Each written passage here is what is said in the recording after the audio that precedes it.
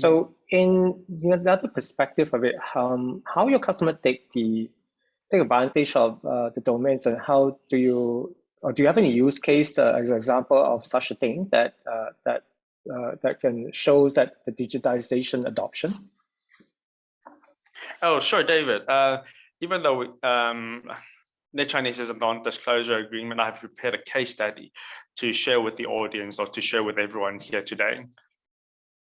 My case study will be focused on Roche, the pharmaceutical firm, and how they protect their brand names. Roche, as everyone knows, is a Switzerland-based pharmaceutical firm with an annual revenue of over 58 billion Swiss francs back in 2020. And now, the reason I have chosen Roche as firstly, because they value brand name cultivation. Secondly, is because Switzerland has a very similar situation to Taiwan in terms of human resource, in terms of natural resource, and that they are also a very small nation in terms of area. Thirdly, is because they have a very complete internet brand name protection strategy, all the way from trade secrecy to product launch. Fourthly, because they value virtual and real world markets equally.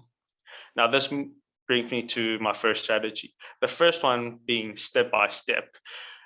Roche has a step-by-step strategy from trade secret to patent, trademark, domain name, and then they launch their product. No matter which sequence it is, they make sure that all these steps are taken before they launch their product in order to protect their brand names. The next one I'm going to share is that quantity counts.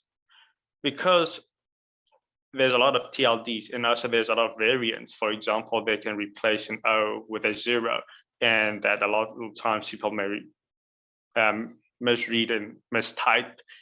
So which means that they protect all the relevant domain names. And this data was collected back in 2016. So we can see that back then already they have registered a lot of domain names to protect their brand names. Now, this moves on to my third strategy, which is deter infringements, that they value their brand name so that even afterwards, after the product launch, they still continue to file for UDRPs, which is a domain dispute resolution filing. We can see that over 10 years, Roche has filed over 350 filings to protect their brand names. From these three slides, we can see that Roche values their brand name so much that they protect their brand name before product launch and even after product launch, and with the use of domain names as well. It is. Thank you.